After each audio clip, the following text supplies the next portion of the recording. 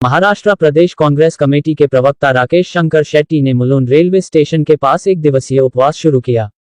उन्होंने ईवीएम पर रोक लगाने के लिए हस्ताक्षर अभियान भी चलाया और ईवीएम के खिलाफ अपनी नाराजगी जाहिर की, ताकि आगे आने वाले चुनाव में ईवीएम की वजह से कोई गड़बड़ी न हो। महाविकास अघाड़ी के लिए मुलुंड में ईमानदार चुनाव हो, इसके लिए एक साथ आने की जनता से अपील किया राकेश शेट्टी ने। वहीं जनता ने भी इस अभियान में उनका पूरा साथ दिया सिग्नेचर करके। इस मौके पर कांग्रेस के कई पदाधिकारी भी मौजूद रहे।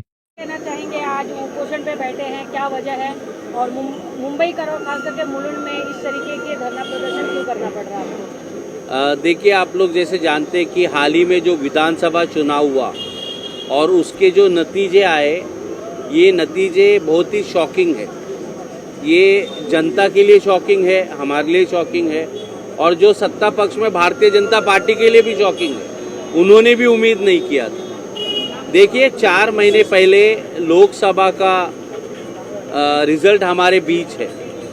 48 सीट्स में से 31 सीट्स जब महाविकास अघाड़ी को मिल गया, 17 सीट महायुति को मिला, तो ये निश्चित था कि आने वाले जो विधानसभा चुनाव में हमारी सरकार यहाँ पे आ रही थी, मतलब इंडिया अलायंस और महाविकास अघाड़ी की सरकार बन रही थी। ये 4 महीने में क्या हो गया कि वोटों में इतना ज़्यादा फर्क आया और ऐसे 4 महीने में राज्य सरकार हो या केंद्र सरकार ने ऐसा क्या काम किया कि महाराष्ट्र और मुंबई की जनता ने उनको वोट किया। तो ये बहुत बड़ा प्रश्न चिन्ह है और पहले से हम लोग ईवीएम का विरोध कर रहे हैं। मुलुंड की जनता आज आप देख रहे हैं कि हमें कितना प्रतिशत यहाँ पे मिल रहा है।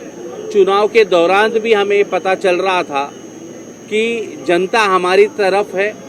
महाराष्ट्र की जनता में जिस तरह क्राइम यहाँ पे बढ़ा था, देवेंद्र फडणवीस जी हो, एकनाथ शिंदे जी के खिलाफ एक नाराजगी पूरे महाराष्ट्र में थी, क्योंकि भारतीय जनता पार्टी ने महाराष्ट्र के 2 पार्टियों को तोड़ने का काम किया था और माहौल जब इनके विरोध तो इतना बड़ा बहुमत उनको नहीं मिल सकता।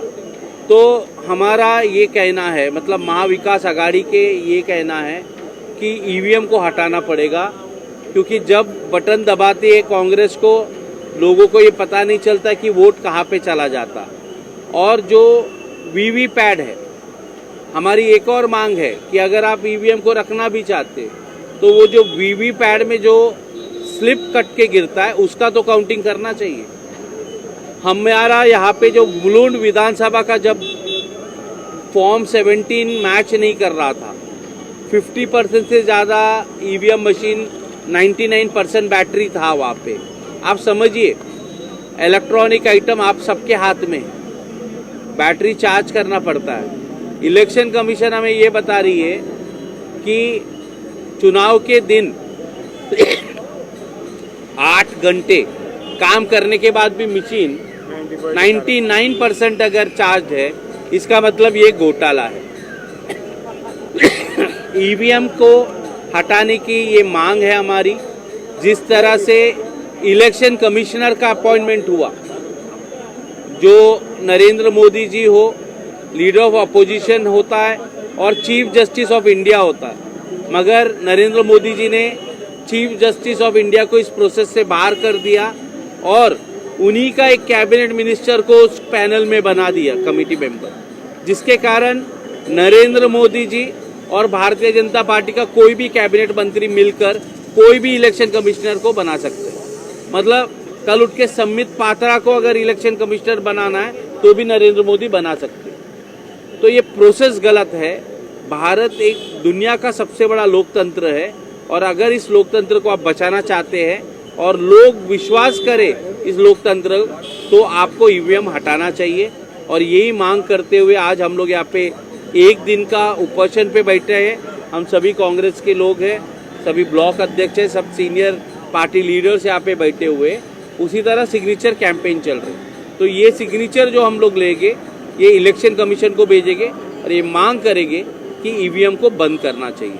और ये सिर्फ मुलुंड में नहीं हो रहा, आज महाराष्ट्र में जितने सीट हैं, जहाँ जहाँ पे प्रत्याशी हमारे हारे हो या जीते हो, सभी जगह सिग्नेचर कैंपेन चालू है और कल नागपुर में जाके हम इसका सबमिशन करेंगे। सर, इसके बावजूद भी अगर किसी तरीके ख्याल नहीं रखते इन चीज़ों का, तो आप लोग का अगला कदम क्या होगा? देखिए, देश में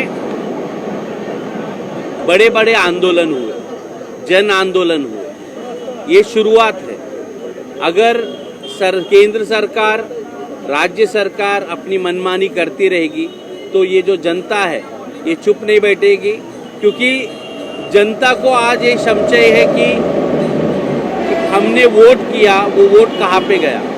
क्योंकि हम यहाँ पे जब लोगों से बात करते हैं, उनका ये कहना है, क्योंकि यहाँ पे उम्मीदवार तो मैं खुद था, कांग्रेस पार्टी को हमने वोट डाला, मगर उस बूथ में 60 से 70% वोट चला गया भारतीय जनता पार्टी। जहाँ पे मैंने काम किया है, जहाँ पे झोपड़ा, यहाँ पे लक्ष्मी नगर है, झोपड़ा हमने बचाया है, तो वहाँ पे 60% वोट भारतीय जनता पार्टी को लोग क्यों डालेंगे। तो ये बहुत सारा प्रश्न है, हमने अलग अलग जगह पे देखा। मार्केटवाड़ी का तो आपने देखा, वहाँ पे तो शरद पवार गुट का विधायक चुन के आया है, मगर फिर भी वहाँ के गांव एक मॉक पोल करने का कोशिश किया, जिसको रोकने का काम महाराष्ट्र सरकार ने किया। लोगों को विश्वास नहीं है। अगर सरकार के ऊपर विश्वास नहीं है, अगर ईवीएम के ऊपर विश्वास नहीं है, तो इलेक्शन कमीशन का ये दायित्व बनता है कि जनता का विश्वास अगर बैलेट पेपर पे है तो आपको उसको वापस लाना पड़ेगा।